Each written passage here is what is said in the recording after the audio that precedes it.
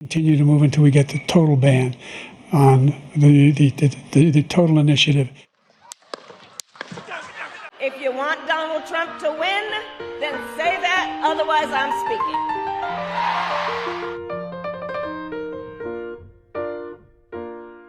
Is it finally happening? The end of an empire? Empires only last 250 years on average after all, and the US is 2 years short of that deadline. Well, like most things, it's complicated. And though I started writing this video during Trump's assassination attempt and after the horrible Biden debate, it seems pretty silly writing about the US's decline as a global superpower after the US just won the Olympics. And considering Biden stepped down to make way for Kamala Harris and Tim Walz, showing that at home, Democrats can actually be pressured into doing the right thing if we turn up the heat.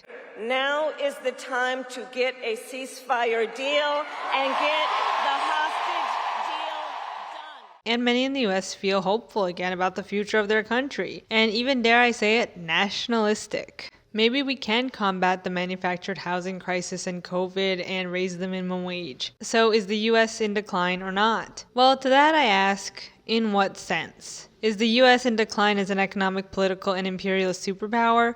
Or are we talking about declinism as a rhetorical and political device within the US, as a way to rally nationalism from both political sides? As a way to ignite fear but also romanticize our own collapse and precarious position as best in the world? Well, for this video I thought we'd dive into both uses of the word decline when it comes to the US and the imperial core. Both in the sense that the US is on the decline, at least when it comes to domestic issues like addressing the needs of their people and their own political polarization, while also still having immense power internationally, and decline in the rhetorical sense as a political tool used to fearmonger, warn as a call to action, and also to invoke nostalgic nationalism on both sides of the US political spectrum, and how dangerous that can be. And before we start, I did make an accompanying video about the US as the best country in the world a few months ago, where I talk about how we can reconcile this fact that the US isn't the best in the world, while also at the same time still holding the most powerful position in the world when it comes to its military and global political stances and alliances, and how that both privileges those within its borders and disadvantages those on the outside. Imperial core privilege is very real, but ironically at the same time, though living in the US comes with many benefits as I discussed in the video, the majority of those within the US still don't reap the rewards of capitalism and imperialism, with most people today not being able to afford a house, education, or healthcare, and being inundated by debt, even school lunch debt as children. So if you want to watch that video about imperial core privilege or first world privilege first, it would be a good complement to this one, because in this video we're going to be expanding on those topics about how, though being in the country doing the bombing rather than in the country being bombed has its benefits and comes with immense privilege, we who are privileged must ask, at what cost do those benefits come from? How great is your country when you have people fleeing to the nation that murdered their own family, or the reason why they can't call their home home, trying to find refuge in a country whose population is hostile to the same people they've been complicit in murdering? And lastly, how invested are we in preserving the current system of nation states if it hinges on who has the most mass killing machines? So without further ado, let's go.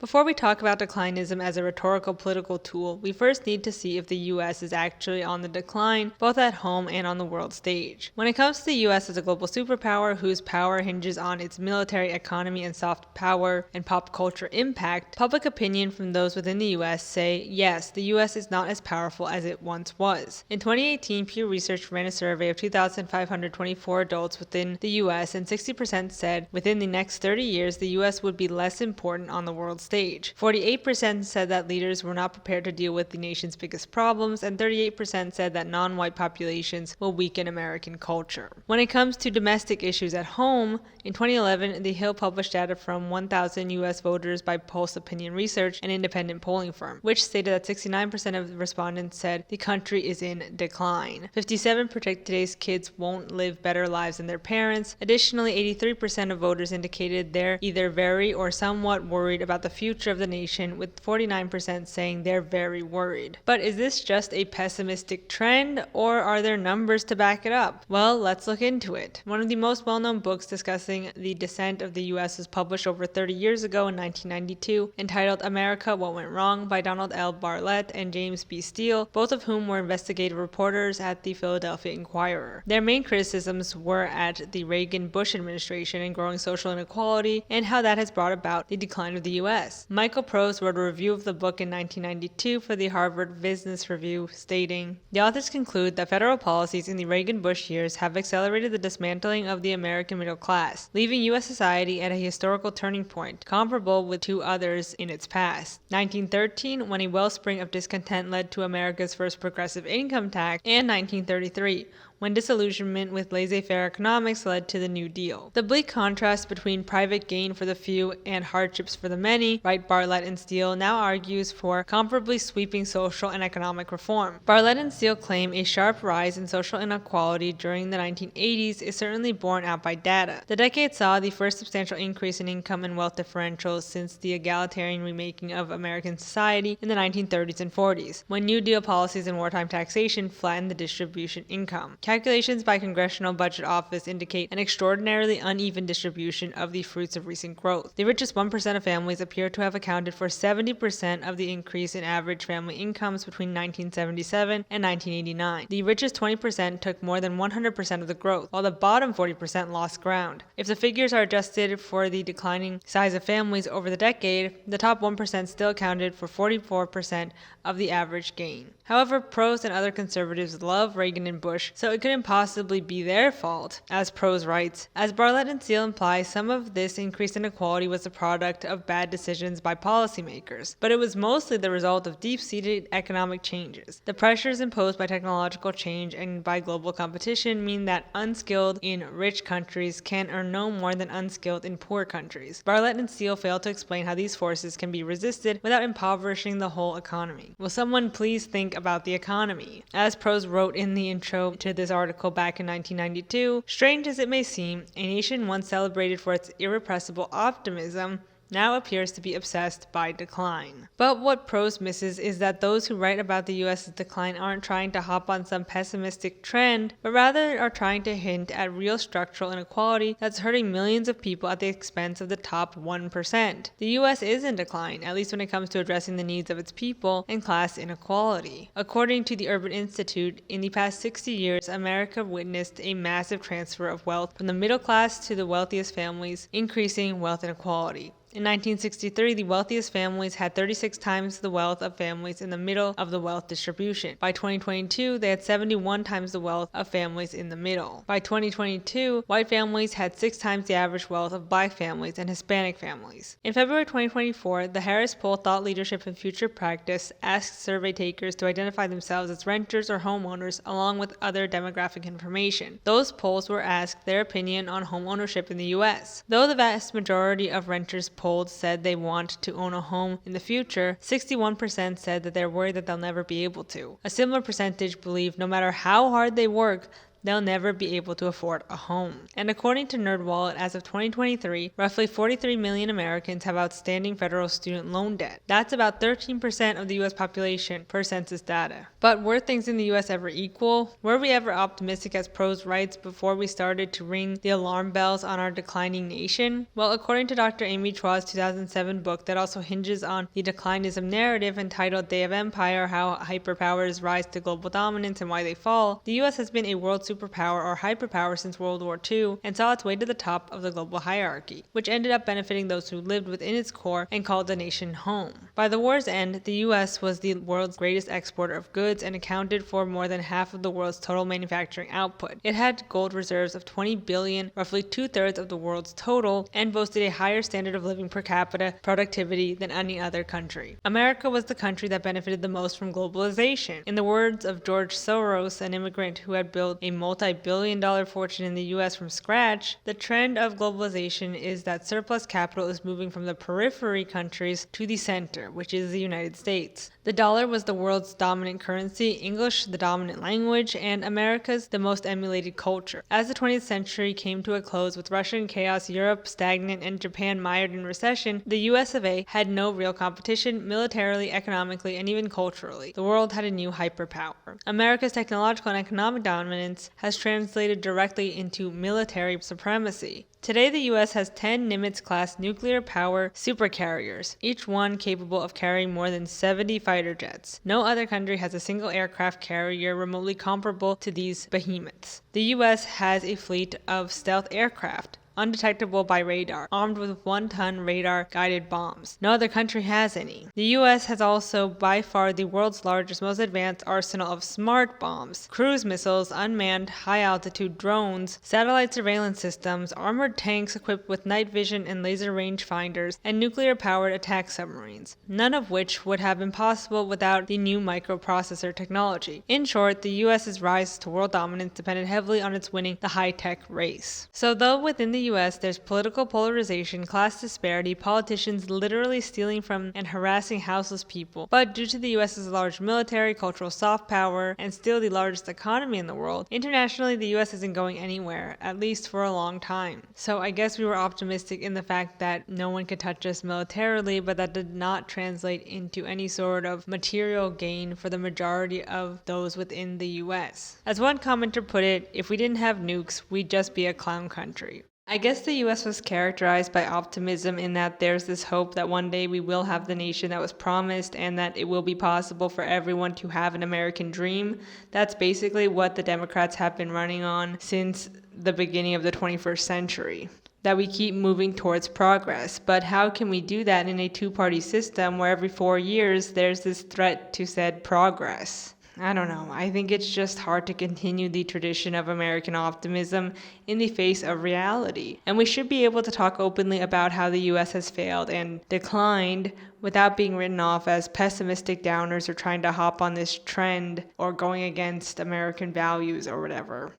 So now we've come to this moment of reconciling U.S. Imperial Court privilege that I discussed at length in my other video, but that I'll briefly touch upon here. And I think it's helpful to look at this privilege through the lens of the 2024 election. If you were on Twitter during the Trump-Biden debate, the assassination attempt, and Kamala Harris becoming the Democratic nominee, you saw tweets like, "This is our private family reunion. We'd appreciate it if the rest of the world didn't watch." And replies like, "You realize your country has had a hand in shaping almost every nation on the planet, right? Or this election will affect the world, not just the US." And I specifically remember reading in my survey about first world privilege that the US election for those outside of the US is extremely important. It matters who the president is in the US. And most people know who that person is, but may not know who the president of Brazil is, or the prime minister of Thailand, or the president of Vietnam. The president of the so-called free world still matters because that person is the commander-in-chief of the US Armed Forces, the biggest military machine in the world that has been killing countless people for decades now. You don't get the privilege of having a private family moment when that's the case. But that's how some people in the US think, that this election will only affect them, or only embarrass their nation, without realizing that their nation is already an embarrassment. And then there were comments that went like, "I'm moving to Canada," or "Let's just leave the country." And some poking fun at this idea like, "Wow, now those in the US realize that they can immigrate too," or "You wouldn't last a day in a country that wrote the date like this." There were other more serious responses that said, "Those who are the most vulnerable can't just leave. You have to have immense privilege just to type that out." Additionally, there were other valid points in that the US is these people's home, and is the home to a great number of marginalized people. People still have to live there, and they shouldn't be made to feel bad for feeling hopeful about a candidate that doesn't openly want to create a white nationalist Christo-fascist dictatorship.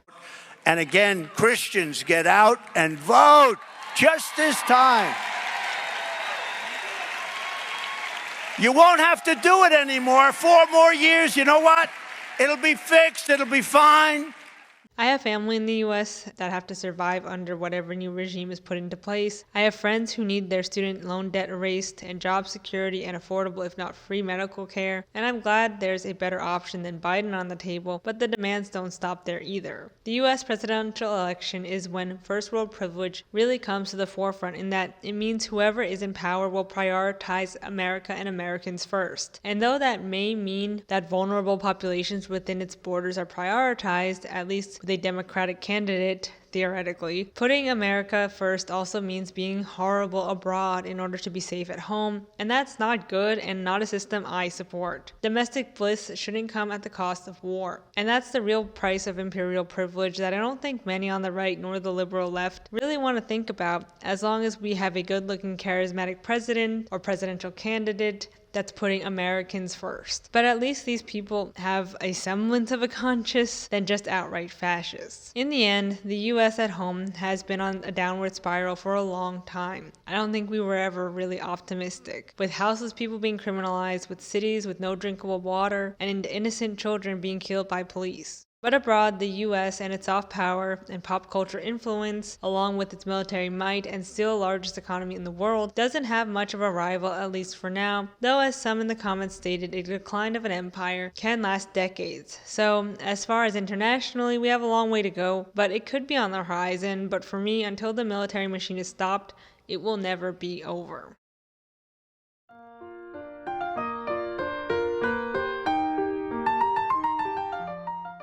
So now that we discussed how the US has been on the decline domestically for more than 30 years, does that mean that declinism as a political rhetorical device isn't just fear-mongering after all? Does it have legitimacy? Should we be worried? Well, yes and no. I do think that talking about the decline of the US is important in order to show that we need to act, as fear is a powerful tool to get people moving, but it can also be very dangerous. To hinge a political campaign, for example, or any national sentiment on the decline of a once great nation, or to bring it back to its former glory, should ring alarm bells for you. Though it's true the US is in decline, it doesn't mean that we were ever perfect or great, nor does it mean that we should romanticize the past. And honestly, in my view, the US was never that great to begin with, so is it really falling from such a lofty place, or are we just idolizing a US that never was? And though some, especially those on the liberal democratic left, like to try to say that we can make the US happen, create a US that fulfills our dreams, they also hinge this on nationalism, which, like we talked about in the last section, comes at the expense of those outside of the US, and those who are marginalized within its empire. Of course, it makes sense to run a campaign on championing the US, on making a country we love. That's the current nation-state system we all live under. But when it comes to the US, we also know that that means war with the rest of the world. And running a campaign on declinism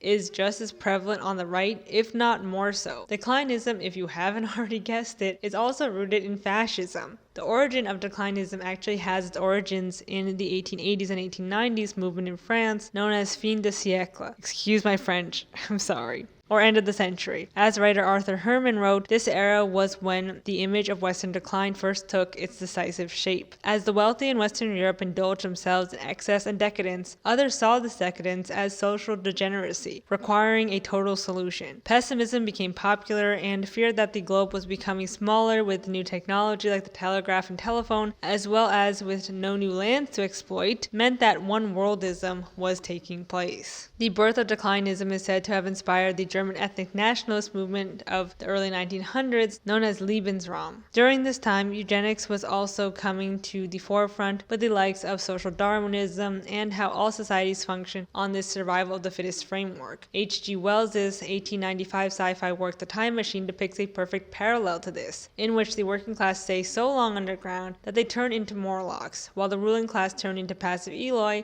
that the Morlocks feast upon. The fear and anxiety of decadence leading to total societal decay during the turn of the century, particularly in Western Europe, led to artists wanting to warn the public and future generations to act. Though I'm not sure what the message of the time machine really is when the Morlocks are wholly unsympathetic. But either way, through this historical lens and learning about the origin of declinism as seen in Western Europe and later in the US, we can see the function of this tool come into full view. It's not only a warning to look at how far one could can fall and a warning to fix things, but also a way to inspire fear, nostalgia, ethno-nationalism, and action, good or bad, especially politically. Today, we have Make America Great Again, as if the US must regain some sort of power that it's lost because of immigrants or women, etc. In France, the 2014 essay The French Suicide by far-right politician Eric Zemmour laments the loss of the once great nation-state. But declinism can and has also been used by the Democrats and liberal left. Again, just look at Kamala's movie trailer where she talks about believing in America and all of those American flags, and wanting to preserve the nation for all it's worth, because the US is worth saving. For Democrats, declinism means declining into fascism, like something in The Handmaid's Tale, even though the events in The Handmaid's Tale aren't depicting a US we've never seen before. But even so, at least they're grounded in reality. The US could very well turn into an autocratic state, as seen in warnings like Philip Roth's The Plot Against America and It Can't Happen Here by Sinclair Lewis, which both depict the US becoming similar to Nazi Germany. For the right, declinism is whatever threatens white cis het Christian identity, immigrants, trans people, black people, gay people, etc. One party is fighting for all Americans and the other is fighting for just some Americans. And clearly there's a better option between the two, at least when it comes to domestic policy, but that's not the only issue at hand here, as we've talked about at length. The US's political and militaristic reach goes far beyond its borders. But to whatever end declinism is used by the right or the liberal democratic left, declinism is still used to preserve nation states, to fuel patriotism, and the older I get, the more I want to think beyond borders and states. Imagine there's no countries. It isn't hard to do. Imagine all the people living life in peace. And I try to imagine that every day, and I think it's ironic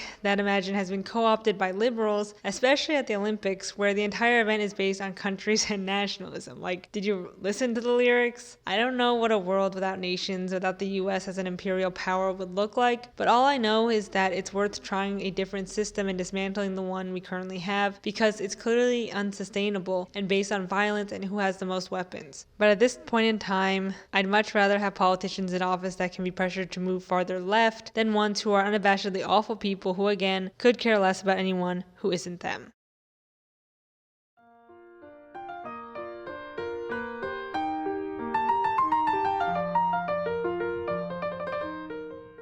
Before we end this video, I thought I'd touch upon declinism as part of US identity and part of imperial core identity as a whole, as this phenomenon of constantly ruminating on one's collapse is something that has also been noted in France and the UK. It's largely pertinent to the imperial core, as these nations have high places to fall from and are seen as number one and not in decline, unlike in Brazil, where there's a complexo vira-lata or mongrel complex, meaning that Brazil is inferior to the rest of the world. The US's internal monologue is that it's number one, and therefore to keep that fire burning there must always be an underlying threat. The war wasn't meant to be won, kind of thing, as George Orwell once so eloquently put it. The war is not meant to be won, it's meant to be continuous. Hierarchical society is only possible on the basis of poverty and ignorance. This new version is the past, and no different past can ever have existed. In principle, the war effort is always planned to keep society on the brink of starvation. The war is waged by the ruling group against its own subjects, and its object is not the victory over either Eurasia or East Asia, but to keep the very structure of society intact. If there isn't a looming threat of war, of an enemy on the horizon waiting to topple you, imperialism and capitalism cannot continue. The world must constantly be at war, and in this case, the US must constantly be at war. This was an easy lesson to learn post-World War II, which single-handedly made the US the next global superpower and also helped the US out of a decades-long economic and societal depression. But who is the US's main enemy? Who is threatening the US's supremacy? Well, because the US has made so many enemies, but also outsizes them militarily, economically, technologically, and has even become a global pop culture exporter, their worst enemy becomes themselves. They'll be the cause of their own demise. Hence, all the speculative fiction of the US turning in on itself and becoming a fascist dictatorship, which honestly makes a lot of sense if you know the history, but also there's this romanticization of the Civil War, and even a future Civil War, and a supposed end of our great nation. It depends on what kind of speculative doomsday fiction you consume, either from the liberal left or right-leaning conservatives, but there's enough out there for everyone. You have The Handmaid's Tale, which discusses the end of women's rights and reproductive rights if you're on the left, and if you're on the right, there's plenty of societies deteriorating before our eyes slop to go around. And generally, when it comes to Hollywood, whenever the world is attacked, it has to be New York City, or somewhere in the US, the heart of civilization, as Michael Scott would say.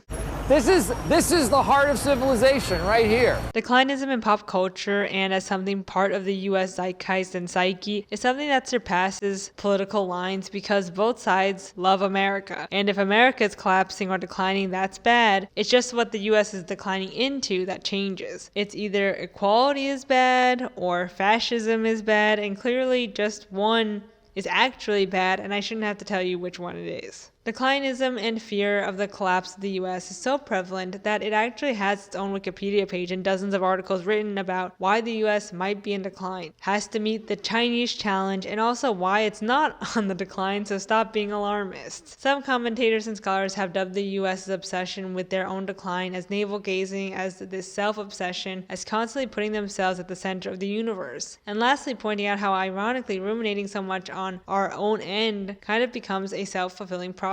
Maybe we'll just wish it into existence. Others see US declinism as a sort of hubris. How dare the US call itself the modern Roman Empire? And when the US like to think about the downfall, eat up media about how bad things could get, we internalize this message that we're always this close to losing our status because we're at the center of the universe, right? We are number one. It's honestly comical how we laugh at North Korea for spreading anti-US propaganda and point out how silly their society is and how it's based on this constant war with us when our society is based on a constant war with them and 10 other places. Both of our societies are set up similarly to be constantly on the brink of war, on the brink of collapse, but in reality the US military could yeet them out of existence, but it's us who are the victims. In the end, I do think our only enemy is ourselves, and though poetic and romantic in theory, and maybe in fiction, is actually a terrifying reality. Political polarization is no joke, and it's quite literally tearing the US apart.